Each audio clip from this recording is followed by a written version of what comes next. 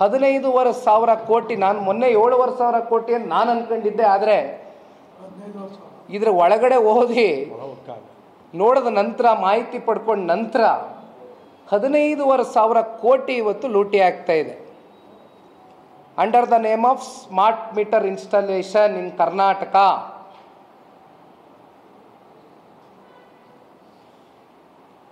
Now all we demand is, ಇಲ್ಲಿಯವರೆಗೂ ನೀವು ಈ ಟೆಂಡರ್ ಪ್ರಕ್ರಿಯೆ ಯಾವ ರೀತಿ ನಡೆಸ್ಕೊಂಬಂದಿದ್ದೀರಿ ಅಂತಕ್ಕಂಥದ್ದು ಸ್ಪಷ್ಟವಾಗಿ ಇವತ್ತು ಮಾಧ್ಯಮದ ಮೂಲಕ ಜನತೆ ಮುಂದೆ ಇಟ್ಟಿದ್ದೀನಿ. ವಾಪಸ್ಸು ಪಾರದರ್ಶಕವಾಗಿ ಈ ಟೆಂಡರ್ ಪ್ರಕ್ರಿಯೆಗೆ ಮತ್ತೆ ರಿಟೆಂಡರ್ನ ಕರೆದು ನೀವು ನಿಮ್ಮ ಪಾರದರ್ಶಕತೆಯನ್ನು ಮೆರಿತಕ್ಕಂಥದ್ದು ಉತ್ತಮ.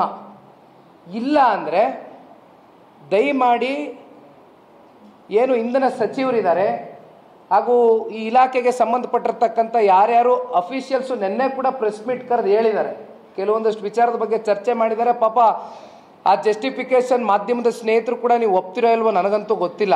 Not able to justify. ಯಾವಾಗ ಇದು ಹೊರಗಡೆ ಬಂತು, ಯಾವಾಗ ನೀವೆಲ್ಲ ಹೊರಗಡೆ ತಗೊಂಬಂದ್ರಿ ಇದನ್ನು, ಆಗ ತರಾತುರಿಯಲ್ಲಿ ಪಾಪ ಮಂತ್ರಿಗಳು ಸಂಬಂಧಪಟ್ಟಂಥ ಇಲಾಖಾವಾರು ಅಧಿಕಾರಿಗಳಿಗೆ ಹೇಳಿ ಇಮಿಡಿಯೇಟಾಗಿ ಪ್ರೆಸ್ ಮೀಟ್ ಕರೆದು ಇದ್ರ ಬಗ್ಗೆ ಏನಾದರೂ ಒಂದು ಸಮಜಾಯಿಷಿ ಕೊಡಿ ಅಂತ ನಿನ್ನೆ ತರಾತುರಿಯಲ್ಲಿ ಪ್ರೆಸ್ ಮೀಟ್ ಮಾಡಿಸಿದ್ದಾರೆ.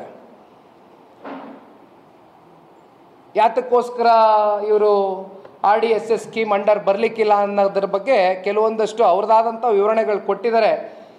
But I don't think so is able to give a legitimate justification on this. ಹಾಗಾಗಿ ನಮ್ಮ ಒತ್ತಾಯ ಇಷ್ಟೇ. ನಾವು ಭಾರತೀಯ ಜನತಾ ಪಾರ್ಟಿಯ ರಾಜ್ಯಾಧ್ಯಕ್ಷರ ಜೊತೆನೂ ಮಾತಾಡ್ತೀನಿ, ವಿರೋಧ ಪಕ್ಷದ ನಾಯಕರಾಗಿರ್ತಕ್ಕಂಥ ಅಶೋಕ್ರವ್ರ ಜೊತೆನೂ ಮಾತನಾಡ್ತೇವೆ. ನಾವೆಲ್ಲ ಒಟ್ಟಾಗೆ ಇವತ್ತೇನು ಈ ಒಂದು ಅಕ್ರಮ ದೊಡ್ಡ ಮಟ್ಟದಲ್ಲಿ ಆಗಿದೆ, ಇದನ್ನು ಬೆಳಕಿಗೆ ತಗೊಂಬಂದಿರ್ತಕ್ಕಂಥ ಮಾಧ್ಯಮದ ಸ್ನೇಹಿತರು ಈ ಒಂದು ಹಗರಣವನ್ನು ತಾರ್ಕಿಕ ಅಂತ್ಯಕ್ಕೆ ತಗೊಂಡು ಹೋಗ್ತಕ್ಕಂಥದ್ದಕ್ಕೆ ದಯಮಾಡಿ ನಿಮ್ಮ ಬೆಂಬಲ ಸಹಕಾರ ಇರಲಿ ಅಂತಕ್ಕಂಥದ್ದನ್ನು ಕೈ ಜೋಡಿಸಿ ಮನವಿ ಮಾಡ್ತೇನೆ.